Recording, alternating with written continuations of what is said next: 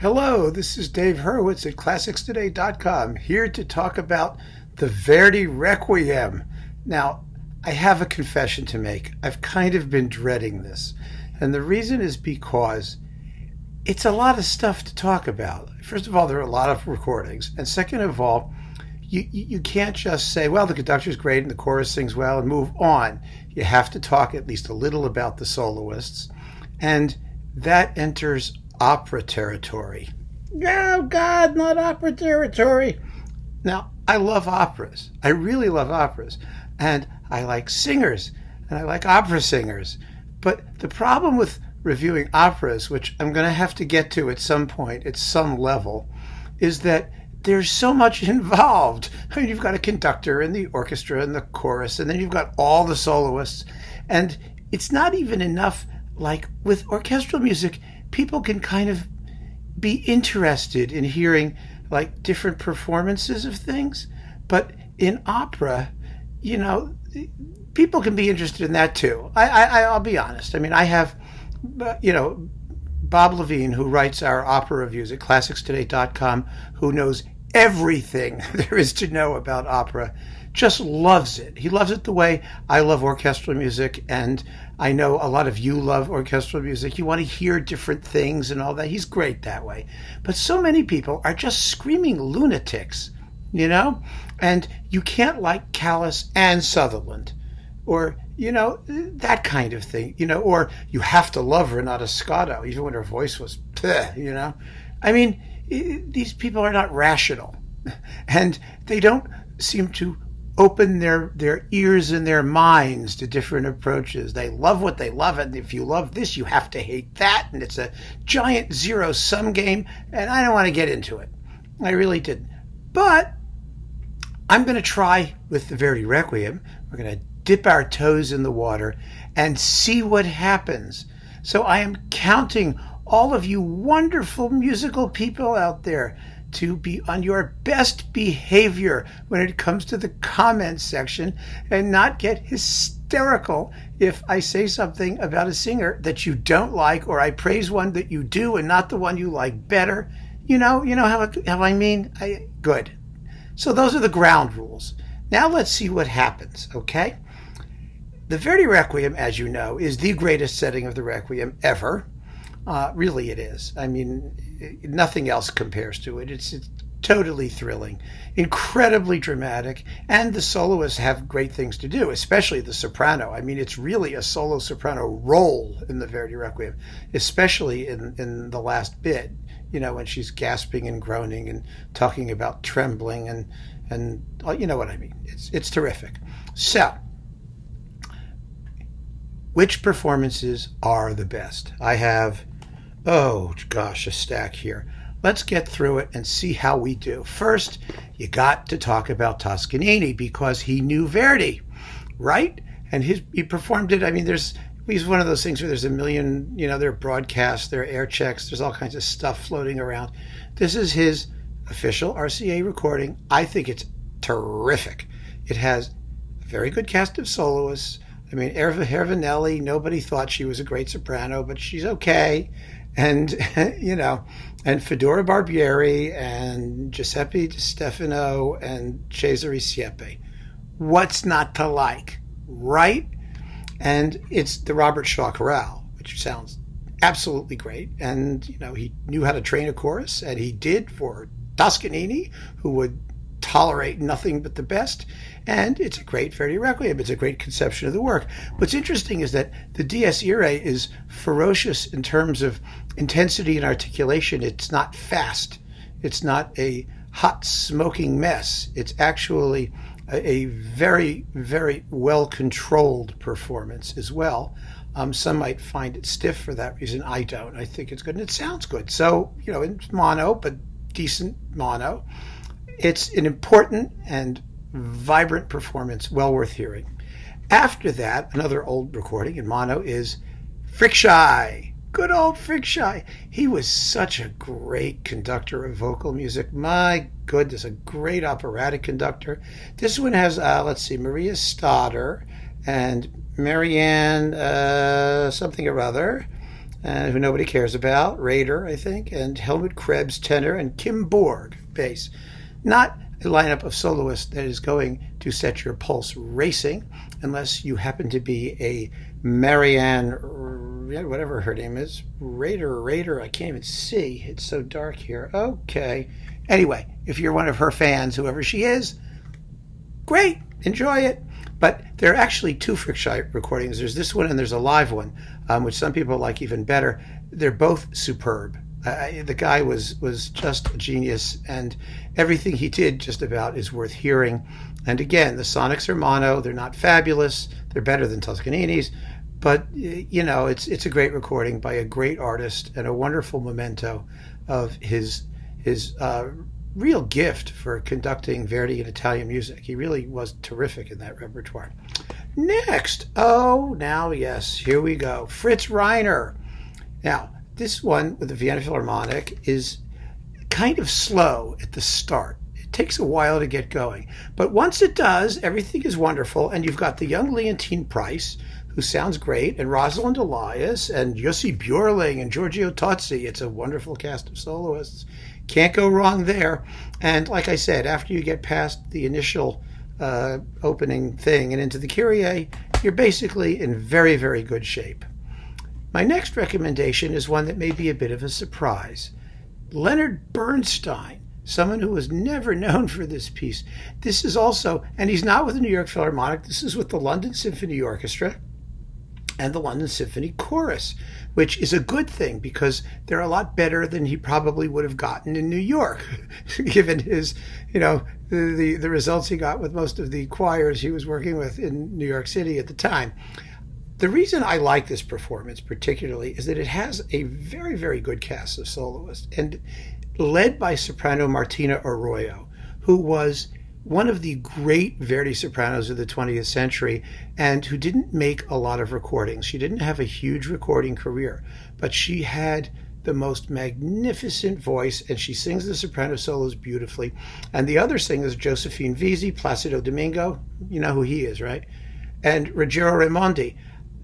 It's a terrific cast of soloists. And Bernstein he's exciting as hell. It's Bernstein. It's a passionate, red-blooded, exciting, spontaneous performance. And it's very well recorded, too. So I really think that that's a sleeper in the Verdi Requiem sweepstakes. If you don't know it, try and give it a listen. It will probably surprise you. It's quite good, even though, the opera people tend to sneer at it. But not at Martina Arroyo, they don't. So there. Next, Schulte. Now, Schulte did this twice. This is the Deka one, which most people prefer. It's a little more gimmicky sonically than his RCA remake. This one has Joan Sutherland and Marilyn Horne, yes, and Pavarotti and Marty Talvala. This is the dream team, right? How are you going to do better than that? Although, to be honest, Sutherland was not really a Verdi soprano, and her voice is a little light for the role, and, her diction's not too bad, actually, in this one. And this was done in Vienna, and it's quite splendid. You also get the 4 sacred pieces in Chicago with the Chicago Symphony Chorus, which is superb. It's an exciting and very, very passionate and red-blooded, they like to say, performance, Although what the opposite of that is, I don't know. Green-blooded? It's like Vulcan or something? I never mind. Schulte's second one also had Leontine Price with Janet Baker, of all people, as the mezzo, and was made in Chicago for RCA, and that's also quite good. The interpretation is almost exactly the same.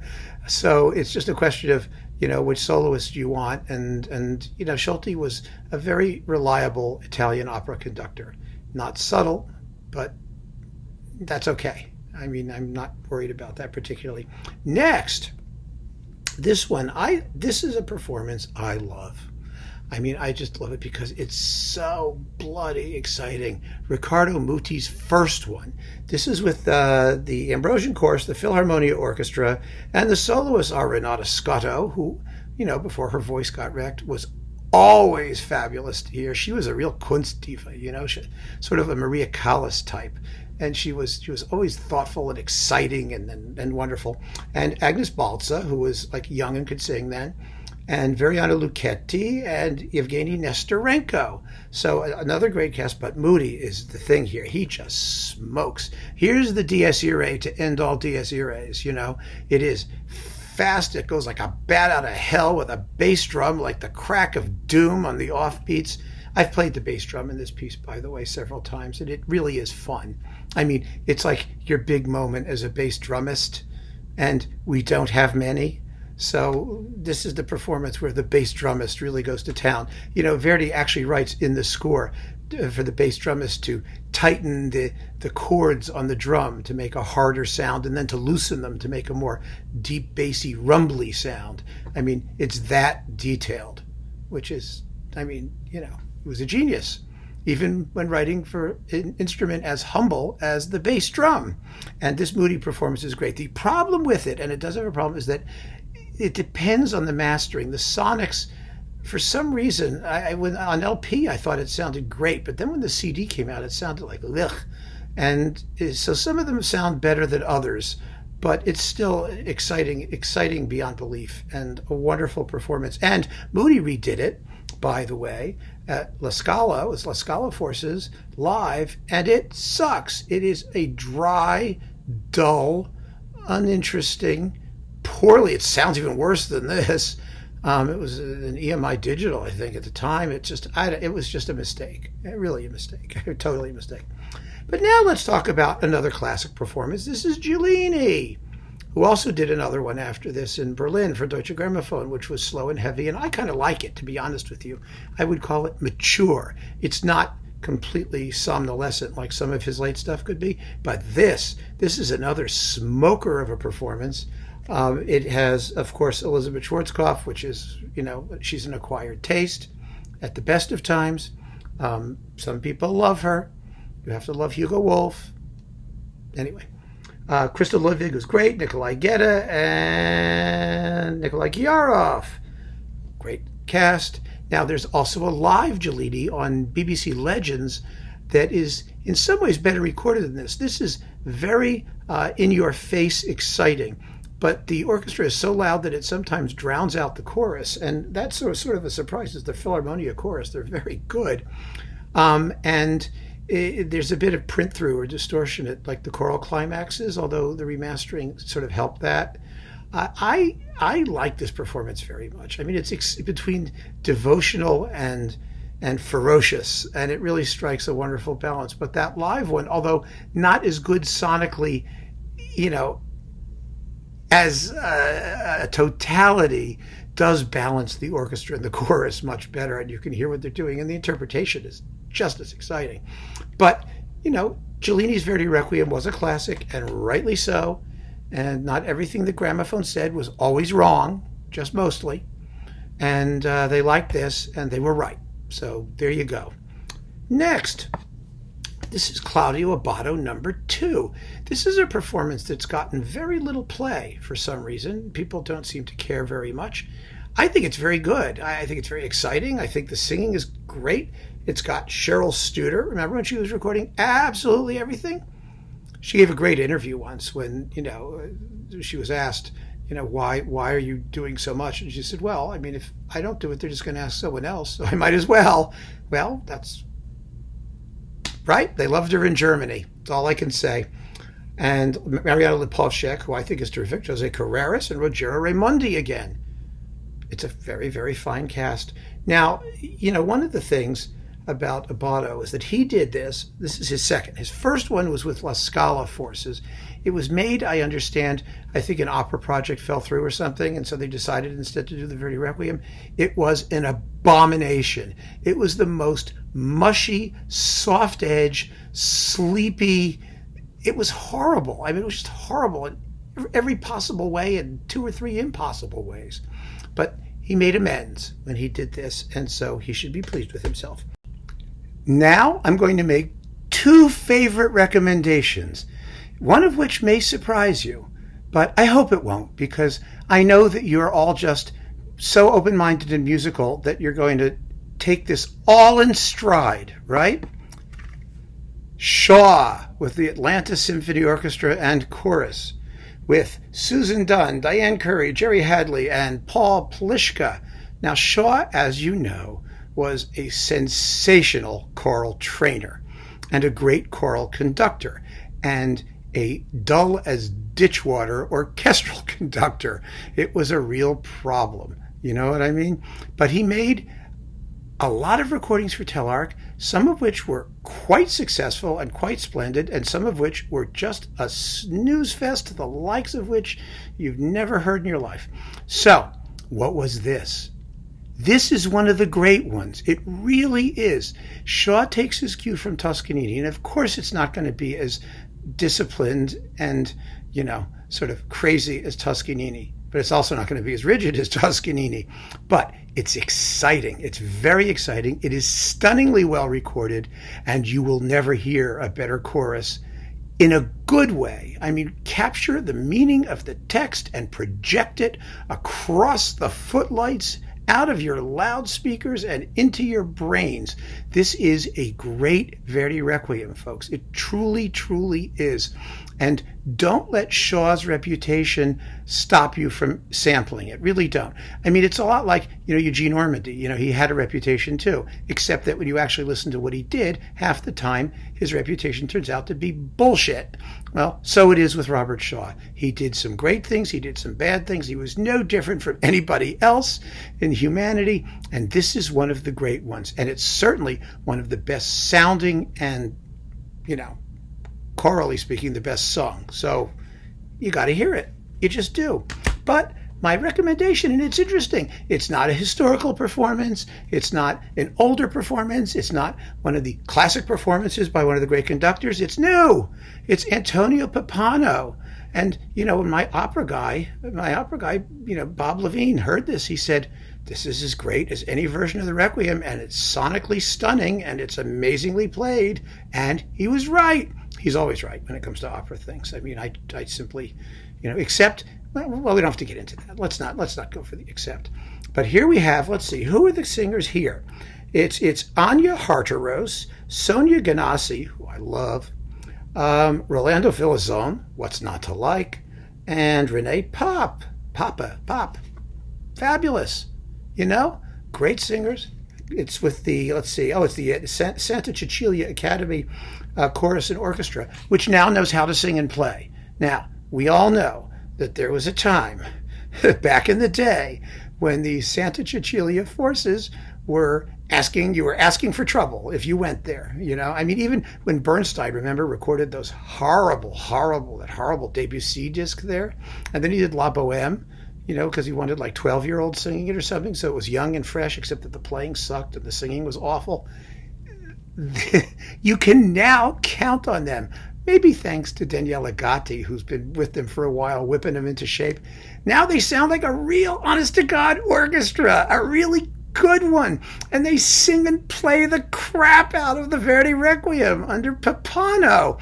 So if you're going to have one as their sort of basic Verdi Requiem selection in modern sound that you can really just haul out and enjoy, assuming you haul out and enjoy Requiems, then this is the one to get. I kid you not. Keep on listening, folks. Thank you.